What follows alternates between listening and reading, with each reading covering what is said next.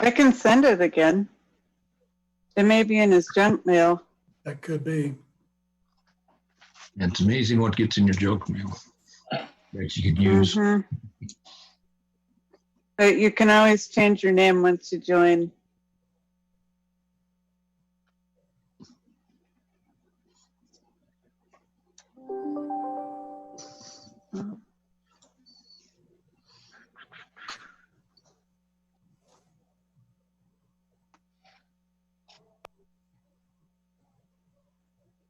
So it's 5 o'clock. We'll just give it a minute while Garland's sending that email to Barry to get Barry in.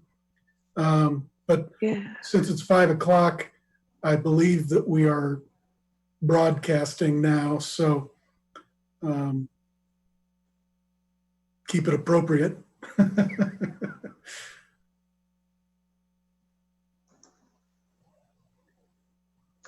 I don't know that I can do it while the meeting is running, unfortunately. Can I just forward my panelist email? I'll do that.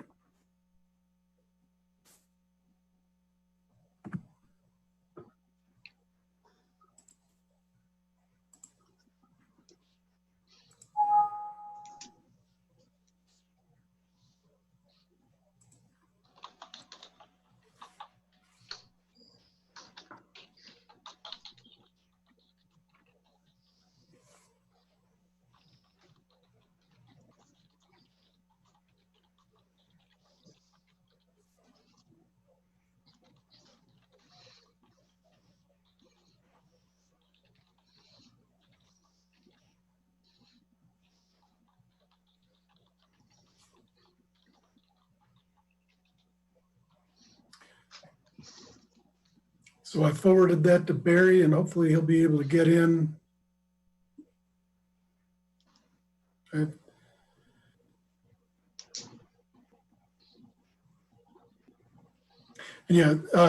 In case you weren't aware, at the last town board meeting, Barry Wilson was appointed as our town board liaison.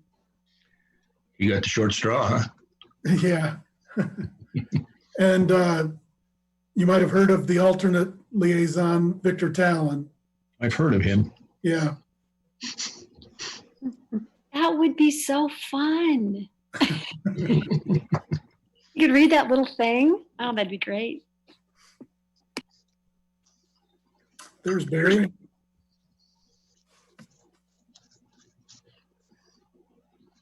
Barry, we have you visually. You're muted. Can you hear us? And yes, I can hear. Okay, good. Welcome. So I think that is everybody.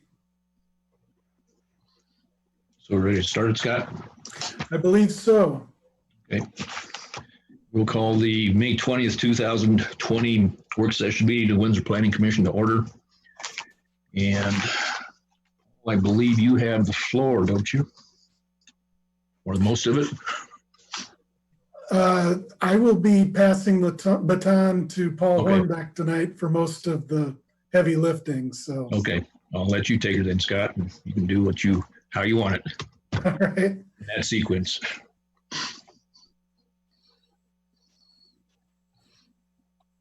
All right, well, I'm going to attempt to share my screen with everyone.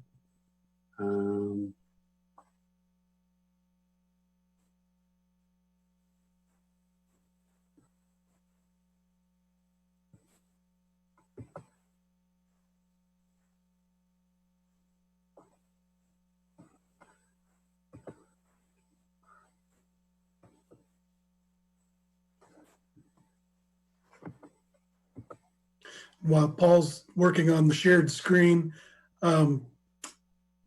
this is the latest in the code update that was previously taken. We've shared some of this with Town Board already, and Town Board is ready to hear from Planning Commission in terms of any recommendations the Planning Commission has. And so Paul's going to be reviewing that tonight. Okay. All right, so just as a reminder, we started updating the code a few years ago, and there's a few primary goals of what we're looking to accomplish. It's primarily implementing the goals of the comprehensive plan, trying to better reflect the contemporary development trends, adding flexibility, clarity, and ease of use, and then also streamlining reviews where feasible. So the code update started with interviews of various stakeholders, and draft followed that by creating draft code sections. Landscape section was adopted maybe a year and a half ago, and we've got a few other sections that are, I think, close now. And we take those drafts to town board, planning commission, work sessions, try to gather more stakeholder input, make any revisions, and kind of continue that until we're at a product that everyone is hopefully on board with. So Scott mentioned town board specifically wanted planning commission input. The procedure and administration chapter is an area where we're proposing some changes to the review body of who hears different land use applications. The primary changes proposed are to the preliminary plat, final plat, and multifamily site plan processes. The idea is trying to streamline, reduce the number of public meetings and hearings needed.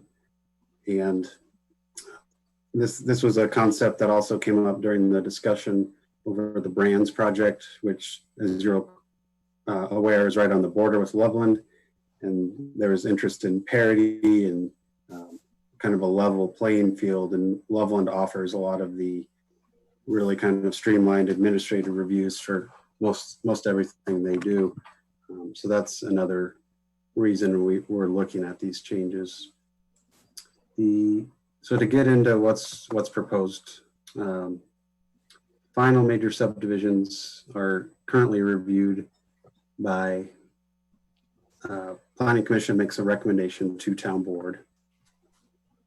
And what's proposed is the preliminary plats would continue to be reviewed by Planning Commission, but the final plats would become an administrative review where staff would really be looking at the technical aspects of the plat, making sure it's in general conformance with the preliminary plat that was approved.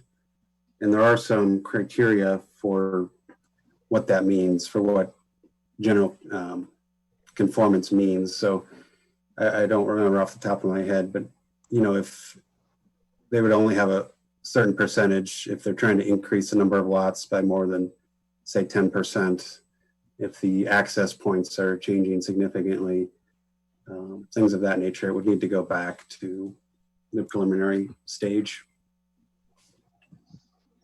Any appeal on a preliminary or final plat would be heard by town board. And these proposals are generally in line with what's done by most of our regional jurisdictions around the area. The multifamily site plan is currently the only site plan that is not administratively reviewed. We take it to Planning Commission and Town Board with both preliminary and final. So what's proposed is those would be reviewed in a manner consistent with how we treat commercial industrial projects where they are administratively reviewed. We would be able to share a limited overview of the project to Planning Commission and Town Board as kind of informational items in your packet to keep you abreast of local or of development projects as they're being reviewed.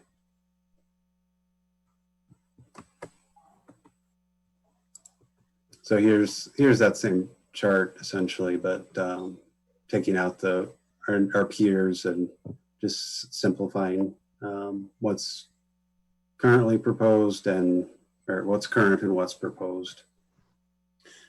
And Paul, if I could interject, and Carlin, I just wanted to remind everybody, if they have a question and want to have Paul stop for a second to answer any questions, you can go into the participants tab at the bottom and raise your hand, and then Carlin can interrupt to let that conversation take place. But I also wanted to point out that all of these processes that Paul is discussing are processes where the underlying zoning is already in place. So it's not something that is changing the zoning map, which would obviously require much more of a public process. So that's all I wanted to interject. We have a question from Cindy.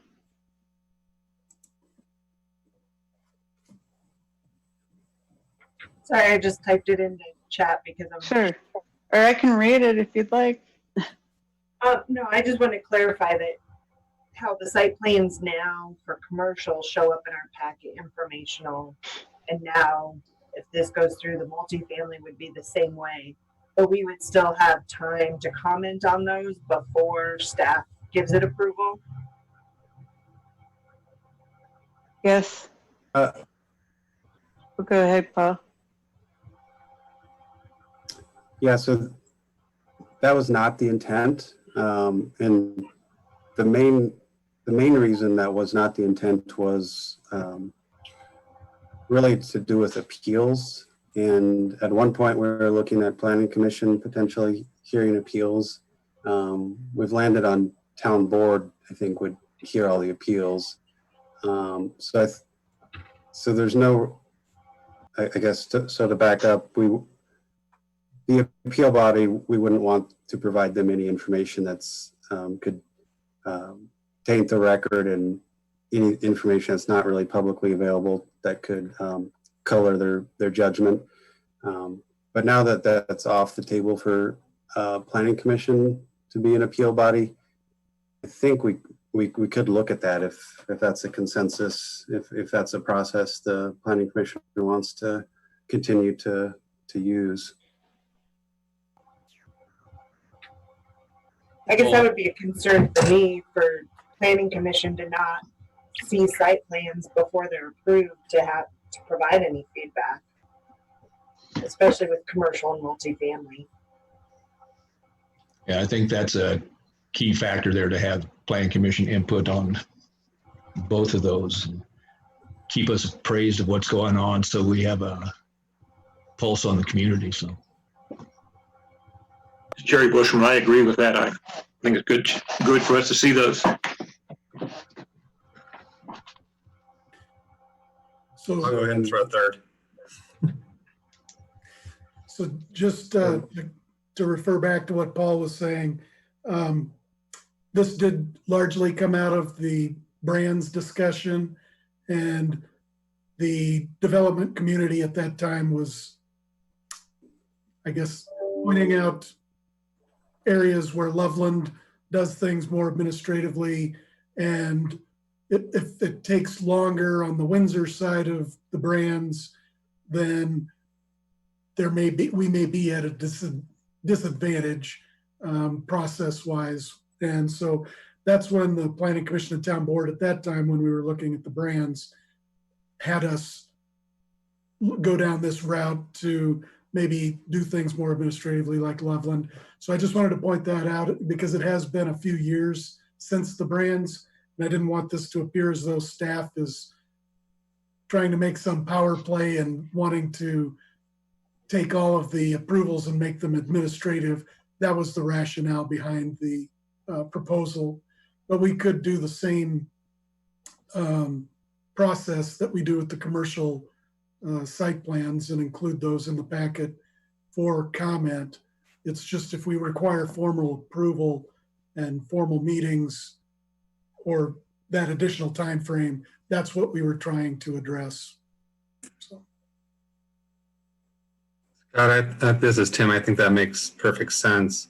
The one question I have going through my mind as I think about where brands is going is there a different type of community structure immediately surrounding brands for Windsor as compared to Loveland. And while I know Loveland's process is designed to be a little bit faster or is going to work faster for them, is there maybe a need for some additional input from the Planning Commission because of the nature of the surrounding Windsor community there? Paul, I'm going to just make one comment and then I'll turn it back over to you to continue the presentation, but I didn't want that is a good example of one where when the underlying zoning is already in place, there is very little that if the zoning is in place and the project that's proposed comes in and meets all of the criteria in the municipal code, we have very little room to address. Maybe the neighbors don't like the use, but it was already allowed by the zoning. So we don't want to give the neighbors a false sense of they can come to this hearing and they're going to be able to change the project, because if the underlying zoning is already in place, we're really just, that's why it would be staff review, is because we're really just crossing the T's and dotting the I's to make sure that the criteria in the municipal code are being addressed. And if they are, we really wouldn't have grounds to deny, or we could just really try to work with the applicant to massage the product is really what we're doing. So And I think what we're looking for is to still have some type of feedback mechanism to staff and make sure that we know the issues that are going on and things like that. I don't think we per se need to have a formal meeting where we vote on the item itself, but I think some type of feedback issue or keeping us appraised of what's going on is something that'd be workable. right.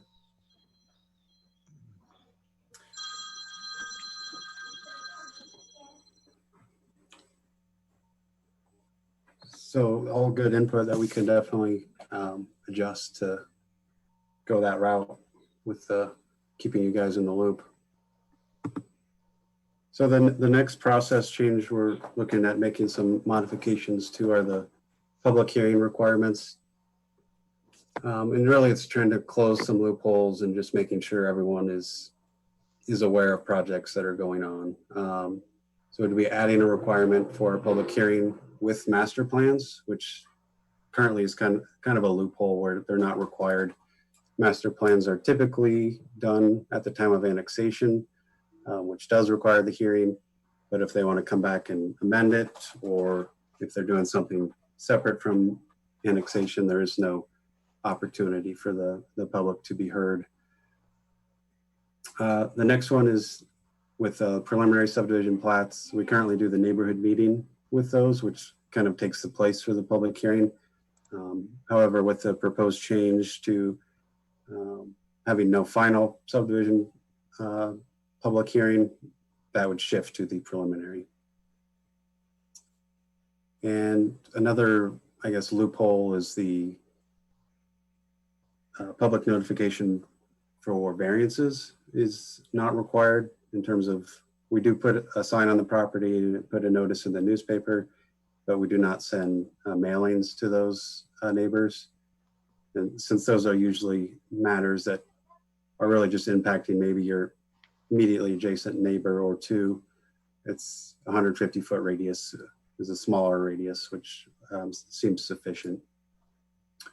Then similarly, we'd be adding a requirement for anytime there's a right-of-way or vacation, right-of-way or easement vacation, we would want to let the abutting property owners know about that.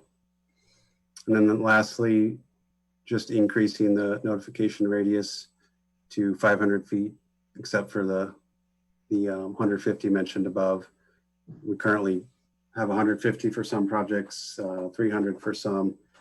Town board really wanted to see a little bit wider area to make sure we're capturing more folks. So we landed on 500 feet for those.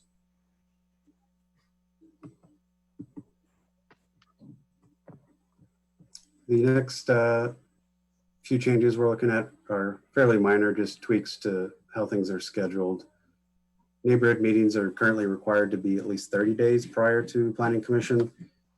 A lot of times that can kind of delay a project as people are looking to have that meeting and then get scheduled for their hearings. So we're changing that to 15. That would still allow time for to give notice for that Planning Commission meeting and allow any loose ends from the neighborhood meeting to be wrapped up. And then the next is referral agency comment period. We'd be looking at 21 days rather than 10 days. And that really shouldn't affect overall project review time. It's really just the time that the code allows for outside agencies to comment. They often cannot meet the current 10-day window. When we still pass the comments along, we just want to make sure that we're not ignoring comments that come in a little bit past that period. And lastly, the commercial industrial projects. As you're aware, we've I think town board's always had a desire to prioritize those projects, and that's the reason they've been more of the administrative review traditionally. We would just be taking that a step further and putting in the code that those projects would receive scheduling priority for staff reviews.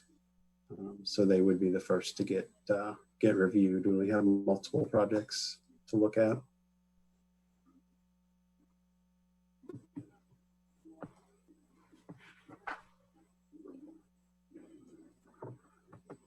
The next topic is when there's a lapse of approval. The code is really largely silent on that currently, that once something's approved, it's approved indefinitely for the most part.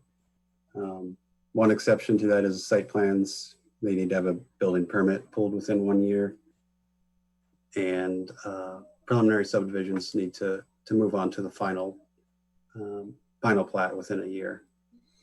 So we're looking to keep those two concepts, but also applying them to other projects, such as the height review, conditional use, giving people a year to pull their building permit, so it's not just hanging out there for an indefinite period of time.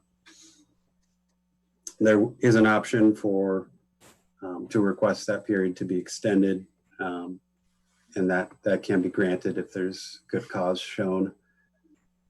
And then the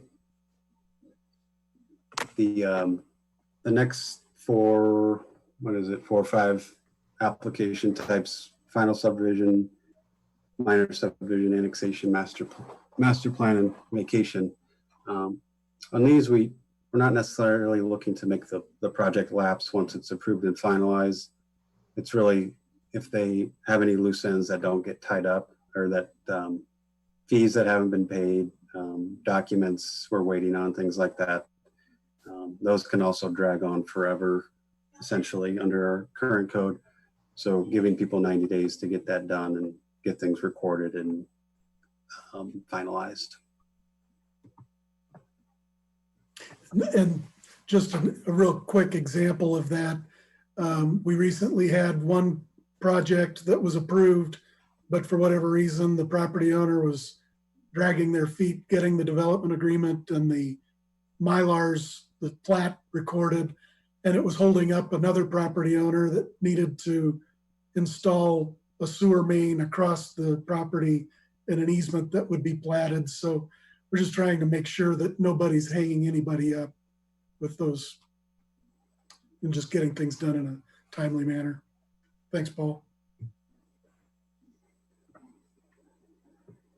So the next topic is a new concept for Windsor, and we've incorporated the idea from Weld County, and it's called substantial change, and it's meant to be applied when an application has been denied, and to prevent people from continually resubmitting that application when nothing's really changed, and it's really just kind of wasting everyone's time if nothing's changed. So it says that within a 5-year window after a project's been denied, there needs to be a substantial change in the project or related circumstances. And the town board would be the ones to make that determination.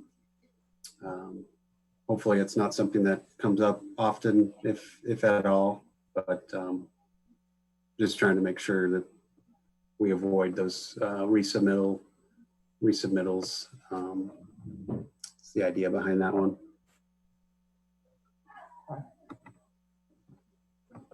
Next concept is the minor subdivision eligibility. And minor subdivisions are an administrative process that they're more streamlined than the major subdivision.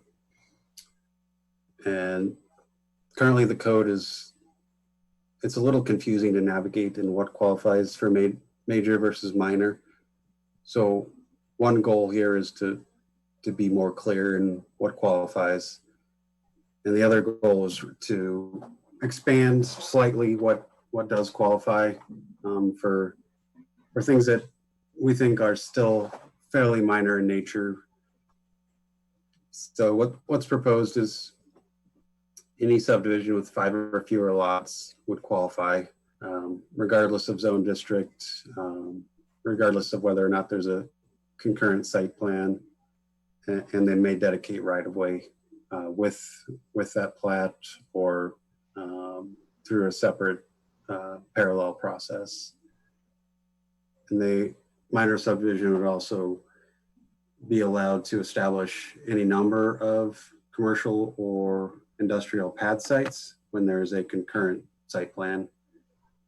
So as example, King Super's site, for example, if they were wanting to build a development like that today, and they also wanted to divide off each of those building units into their own individual lot, that could be done through the minor process. The third criteria or third option is when you're consolidating previously platted lot. That's something that happens on occasion when it's usually on large undeveloped parcels where there's maybe a few different parcels or ownerships that are shifting around, and things they really just need to consolidate those for whatever reason. And the last item is when they're adjusting previously platted lot lines. We often will see I guess occasionally we will see a project that the type of product they had envisioned maybe doesn't end up fitting on the lot, and they need to move every lot line over 5 feet, something of that nature, where you're not really changing the overall character of the subdivision too much. It's more of a minor adjustment. So that's everything process-wise that we're looking at. Do we have any questions before I move on to subdivision standards? This is Cindy. Paul, I noticed there was a reference in the packet to stakeholder input. Was that done via in-person meetings with stakeholders, or how is that feedback collected? It's been done by electronically by emailing the proposed code language along with a memo that highlights the changes. We've sent those to our frequent development or developers who do a lot of work in Windsor. We're also going to do an additional kind of follow-up email blast to try and capture any and everyone that's kind of done work in Windsor in terms of development, as kind of a last outreach before taking this for adoption, to get any additional feedback in terms of in-person meetings. We have had one in-person meeting with some people who had interest in kind of more in-depth discussion to get their feedback. And Paul, just to add to that, this is Carlin in planning. We early on had a consultant who interviewed some of the developers one-on-one without staff in the room and got some candid feedback, and then shared a summary of what those concerns and comments were from the development community. So that was prior to the outreach that Paul's describing. I guess I'm just curious, are we getting much feedback, whether it's positive, negative, or is it the stakeholders that are getting these emails haven't even had time to look at them and it's, you know, sitting in their junk folder? We've had a couple developers that were very interested from the very beginning, and then we had a couple that said, you guys are going down the right path. We have no comments. So a little bit of both. Yeah, we've had pretty extensive comments and discussions in depth, both in person and via email, with, in particular, the brands and rain dance teams, as they were proposing a lot of these changes. And so they've been more involved than any of the other members of the development community, but they are also probably the most active in our development review process right now as well.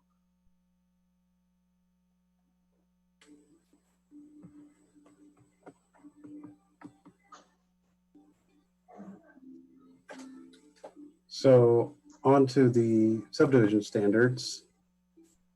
So I'm going to go through kind of some of the major concepts that we're looking to change and the rationale behind them. So street connectivity is a item we've heard a lot about from members of the community as we've done transportation master plan, comprehensive plan, and both of those documents emphasize connectivity, and the goal is generally to have something more like what's shown on the right versus the left. And this is a, you know, kind of conceptualized idea.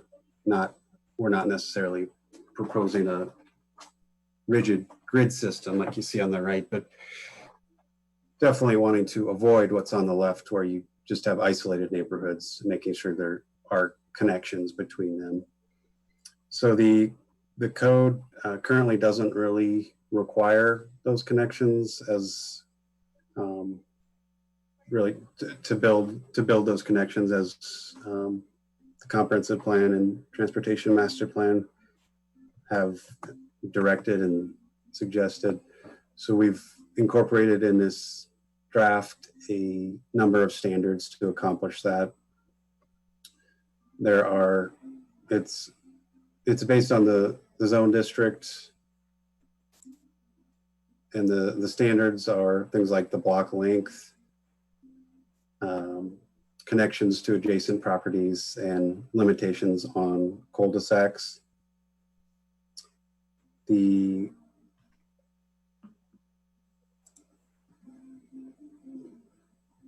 So there are times when exceptions to these standards would be warranted, and those are built into the draft code, where when there's certain topography or existing development, or if this layout results in really an inefficient use of land or streets, then their exceptions could be granted.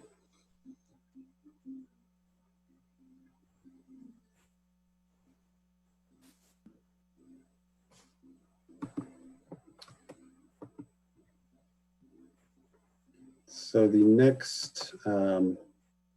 next topic is open space. And again, open space is a theme throughout the comprehensive plan, but the current code doesn't really address the need for open space. So what's proposed is you can meet open space through a variety of different types of open space, like those pictured here.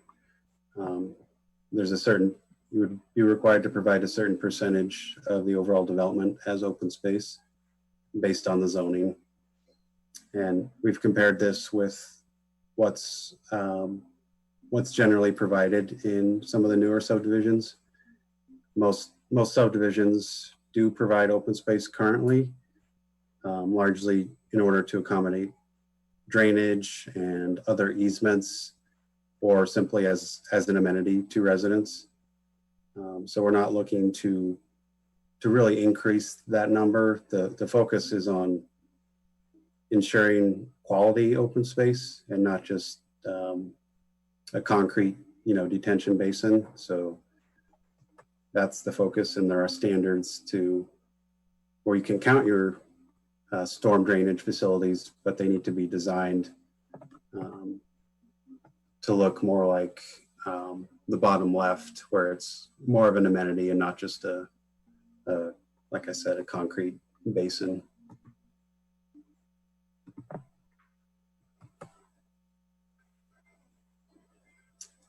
The next concept is the pocket parks.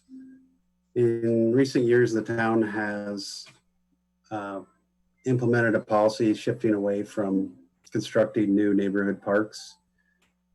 Those are typically 3 to 6 acres in size. And the focus now has really shifted to completing the larger community parks, which are typically 30 acres or more in size. And so as Windsor has shifted away from the neighborhood parks, pocket parks are seen as a way to continue to provide those recreational amenities in close proximity to residents. Pocket parks are typically about a half acre in size. And the idea is that they would be walkable in most new neighborhoods for residents. There are some requirements for the programming of those spaces, but we did want to allow flexibility for different types of uses, whether it's a small playground, more of just some green space, lawn, or other kind of pop-up events that the town's Parks and Rec department puts on, kind of movies in a park type events from time to time, being able to accommodate those. And the pocket parks would be built by the developer, and they would be maintained by a metro district or an owners association. And again, part of the idea behind them is to try and offset the trend towards the smaller lot sizes that would be allowed under some of the proposed code, and giving people an option to have some recreation closer distance to their home when they maybe don't have much of a backyard or front yard.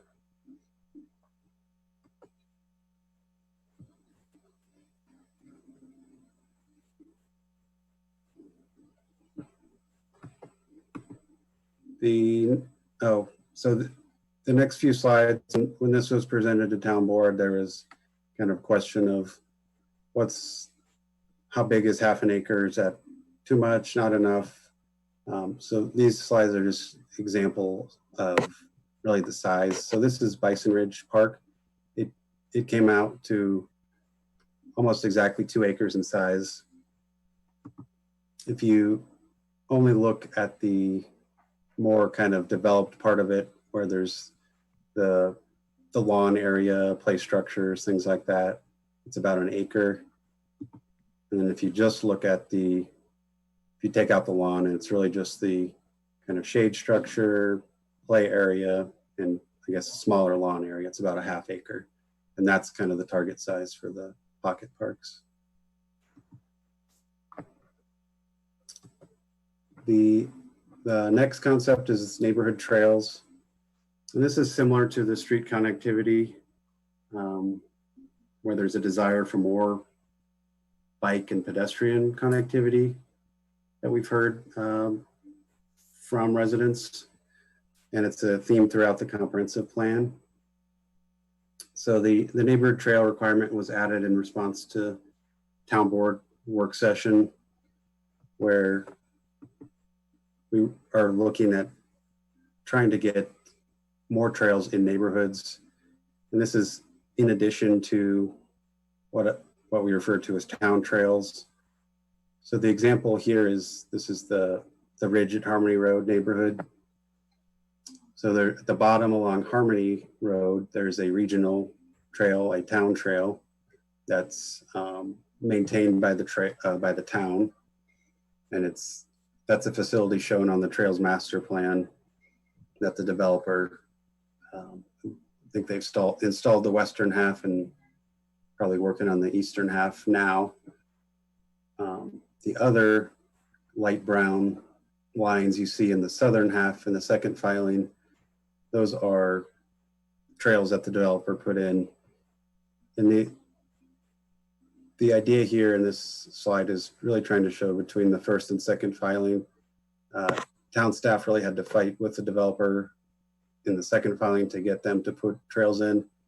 After the first filing didn't put any trails in, and we received complaints, and I think it was a bit of a learning experience of, while there is no code requirement for them, it's something residents want. So we did have to fight to get them in the second filing. So we're looking just to make it a code requirement to provide those types of trails. And the idea is really connecting to things like parks and schools, and then linking up to other regional town trails like the one along Harmony.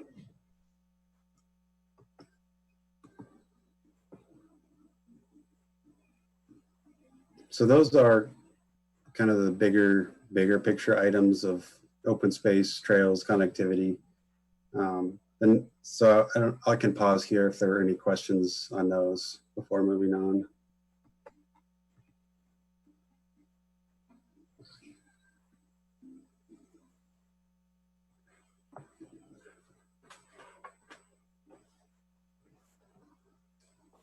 So not hearing any, I will move on to, I think, some more simple tweaks we're making.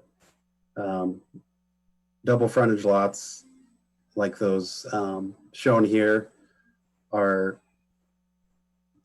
limited in the current code, but they're still allowed. And what we're trying to avoid is images like the bottom left, where you end up with kind of a strip of land that's not really well maintained or cared for. People end up dumping lawn clippings or whatever else, and you have kind of a mishmash of fences. Trying to avoid that circumstance where there shouldn't be double frontage lots platted in a subdivision unless really necessary. And when it is necessary, there should be a tract that's a landscape tract that's maintained by an HOA or metro district. And as the now former mayor pointed out, the image on the right looks nice. We're not necessarily looking for bluegrass lawn, but just for a more cared for landscaped area. Another little tweak is significantly encumbered lots. We've had some situations where developers have platted single family lots with a large encumbrance, such as an irrigation ditch and ditch riders road in the backyard that essentially renders the backyard unusable to the homeowner. And we're just trying to avoid those situations and really prohibiting those large encumbrances that make a lot unusable. So those types of facilities, irrigation ditch would need to be in a separate tract rather than easements through people's backyards. The public improvement security, that is a security deposit that a developer provides to the town when they are constructing a subdivision.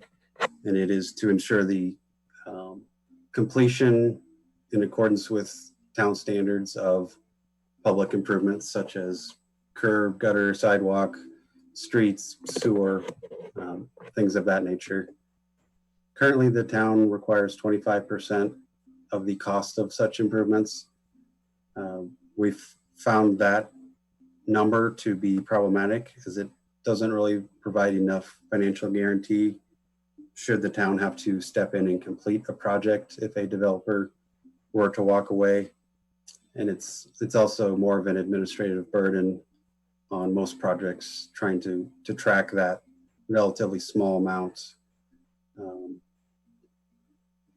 And comparing to regional jurisdictions, you see 3 out of the 4 require at least 100%, and then Loveland at just 15. So not necessarily uniform across the region, but we are proposing to increase that to 100%. And the town board did want us specifically to make sure we get developer feedback on that proposal, because it would be an additional cost to them.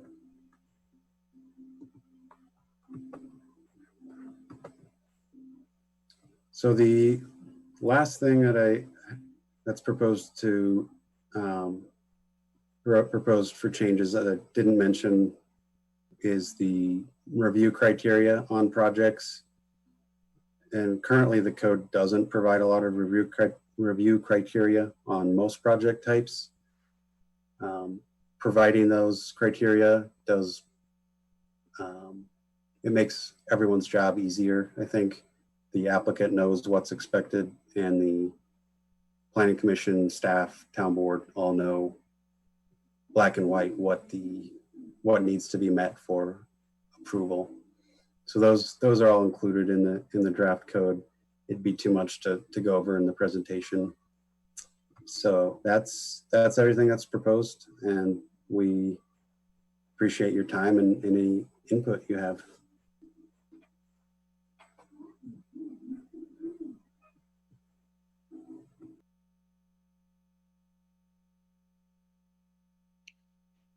So, Paul, this is Kelly Hall. You said that did the developers already provide feedback on this public improvement security amount? No, they have not. It's we're going to be doing outreach to them in the very near future. And it's an item we wanted to make sure we do get any input they have. Okay, and I'm assuming the input's going to be no. Yeah. Go ahead. I mean, Scott. right? Yeah, I think it's safe to say that it would be unpopular, the proposal, but at the same time, I think we're looking at it as if we don't hold 100% of the security, so that we don't have that security to go in and finish the job if somebody walks away, then we're really not holding, or is 25% really just a token that's not going to get us to where we need to be. And I think that's why all of the neighboring communities, the counties require 100 or 110%. I'm not sure about the Loveland example, but I believe what I've been told is, 20 years ago or 25 years ago, the town didn't have any development going on. They were trying to incentivize development essentially.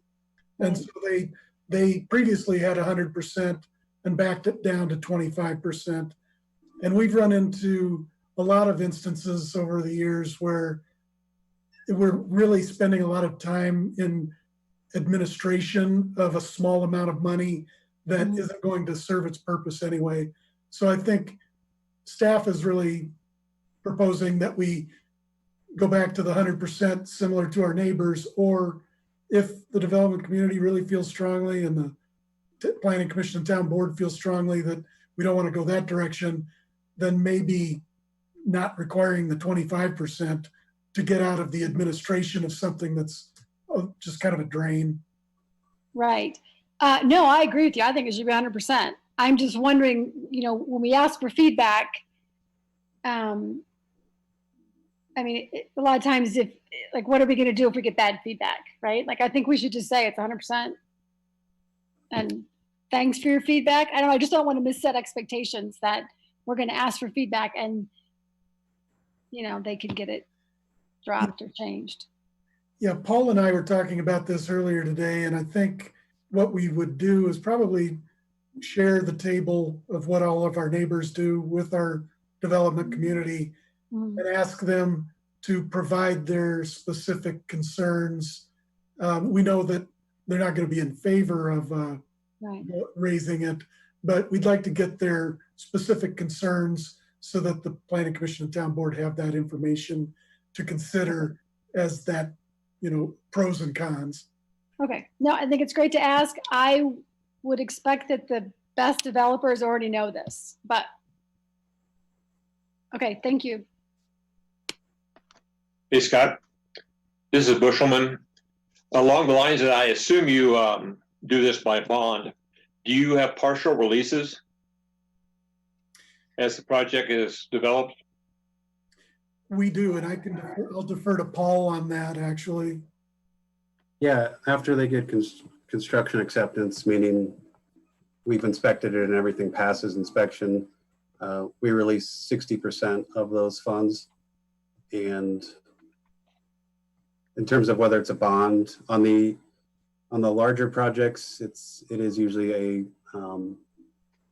a performance bond. On the smaller projects, when it's $10,000, something like that, they'll often write a check that we deposit. In some instances, there's been a metro district involved, and they've worked out a deal where the metro district can essentially, as a taxing entity, they can stand behind the improvements. So that's the third option, I guess. Like if somebody has a phase development, would you have a security deposit per phase, or Yes, you have the whole thing and then reduce it as each phase is done? they are generally phased, yeah. And it's however they want to do it. If they want to break it into as many phases as they want to go that route, they can do that. Okay, thank you. I think everything here sounds like good improvement. Like the staff did a great job, and I think all of them are going to be good improvements for the town. Thank you. Well, this is Cindy. I had a couple questions. In the packet, it was page 11 of the packet. There's that exhibit that just kind of shows how the applications are going to flow and under the current and new. But I didn't see, there's a lot of asterisks in there, and there wasn't really an explanation of what those were. Yeah, so let me pull that up. It's a good question. I think, yeah, so the asterisk is indicating that it's a public hearing. Great. And the other thing I had a question on was the connectivity slide. I guess, and maybe because I'm not a developer, but to me, trying to translate, those images make a clear distinction of what those goals are. But I guess I look at the verbiage, and I guess in the development world, is that going to make clear sense to them about what's being required and what the goal of that is? Yeah, I think it should. The block length is really, scroll up. Block length is referring to, how far the distance between two streets essentially on a block face. And the cul-de-sac length is how long the distance from the main street that the cul-de-sac is branching off from. And then the connections to adjacent property, I think that's really looking at, so along a boundary, how often you have connections. And based on the feedback we received, there wasn't any negative feedback really on not understanding the concept or anything of that nature. Okay, so just from looking at it as the conceptual standpoint, I mean, I take it as development like Water Valley North or Water Valley South, where you essentially have two outlets in and out of that entire development. Or even, you know, you look at a lot of the subdivisions along County Road 13, like High Point, where it's two entrances in and out of there. I assume those are all developments that would not meet these new standards. Yeah, I think, Scott, did you have something? Yeah, if I could, I think the way Paul has crafted the language, in the Water Valley example, you've obviously got constraints with the river.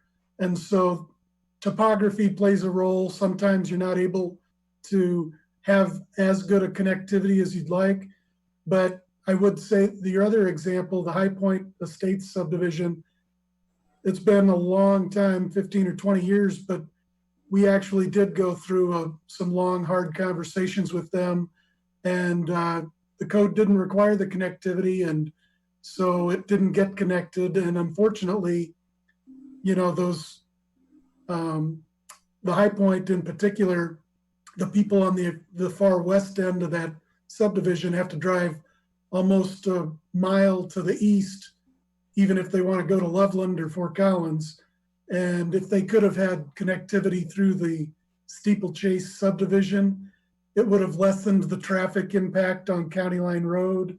There would have been a lot less traffic getting on Colorado Boulevard because they'd be able to get back to the west without having to get out on Colorado Boulevard. But I think something that we've also learned over the years is that cul-de-sacs add a lot of lane miles that the town has to maintain that really doesn't add to the capacity of our road network. So all of those cul-de-sacs, and I've lived on cul-de-sacs for years as well, the cul-de-sac essentially is a subsidized private driveway because it's not serving anybody that other than the people that live on that cul-de-sac. Whereas with the grid network, those streets are able to provide options for more connectivity and getting around and avoiding problem areas. So long answer. I don't know if I went beyond the question. I agree with what you're saying on the cul-de-sacs. I guess I just wonder if this is too much of a shift and if we might see,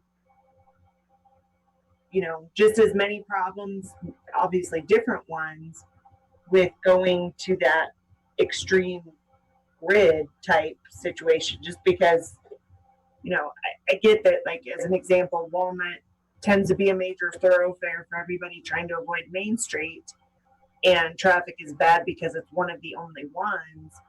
But at the same time, if you create too many routes that are nice thoroughfares, have you magnified the number of neighborhoods that are having problems with speeders and, those kind of issues, like what we see complaints on Walnut? Yeah, we do get complaints about speeding on both types of subdivisions. That's kind of a problem that's going to occur in either or. But I think spreading the traffic out over those more options theoretically thins the traffic out so that people can take the road less traveled, so to speak. But as Paul pointed out, that graphic shows a pretty rigid grid, and that's not necessarily the ultimate outcome. I think even if you look at some of the more recent subdivisions like Raindance, there are a lot fewer cul-de-sacs and a lot more grid-like connections that help spread the traffic out. So as an example, would Raindance's layout meet these new standards? I'm not sure if it would. I guess I'm not sure, but I think for a lot of what we've done in the code, we looked at what Raindance did and modeled it on that, knowing its something the development community liked. But what's been done in Raindance is consistent with the intent here. And then the other question I had was, you mentioned that, like, as an example, Water Valley North has some restrictions due to geography. And I see in there the reference to unless an exception is granted in the proposed items for like RMU1, RMU2. Is there a process for possible exceptions in the other zone districts if there's a geography issue that makes it not feasible? Yes, let me pull that up.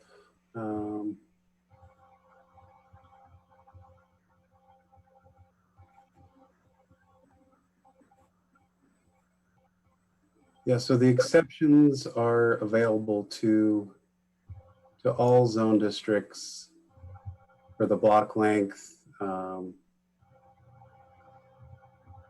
connections to adjacent properties. The cul-de-sac limit, I think, is, I'm having a hard time remembering off the top of my head, but the idea is for most of our current zone districts, what RMU currently would go to RMU1, single family SF1, that's kind of a middle ground of we're requiring more connectivity, but not to the extent of some of the more compact developments, such as the proposed RMU2 district or central business, things of that nature. So it is, I guess there's a range based on the zoning. Okay, thank you for the clarification.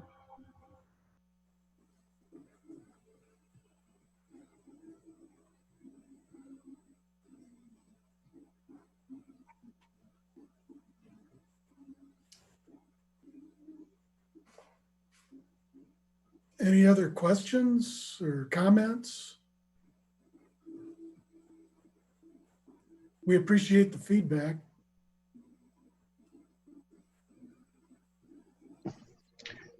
Any other comments from anybody on the commission? Mr. Chair, before I did want to recognize, we didn't go around the room, but wanted to thank Doug Roth and Dessa Blair from engineering being here tonight. Even though we haven't had any engineering questions, we appreciate them being here, and Kim from a legal standpoint to help with any of those questions. Yeah, we try to stay out of the legal side of it, so.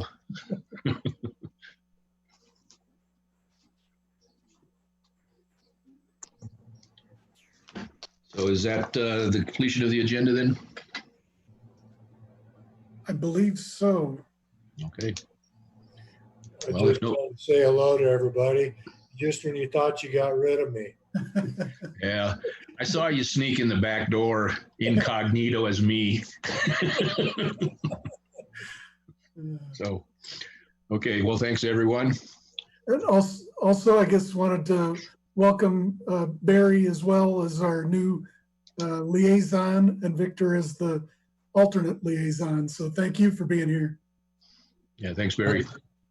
No, thanks, everyone. I look forward to it. Victor and I had a conversation today about our role here, so I appreciate it.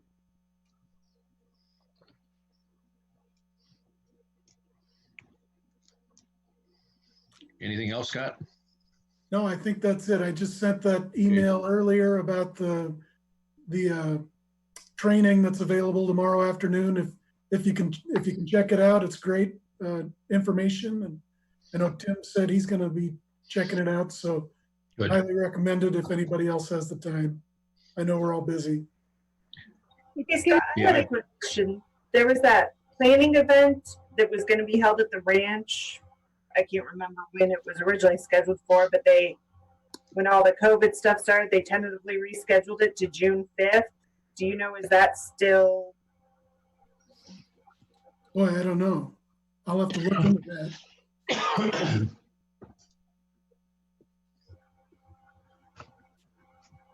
Was that a state-sponsored event? I think it was some sort of regional event Okay, I'll dig through and see what I have and I'll forward it to you. thanks.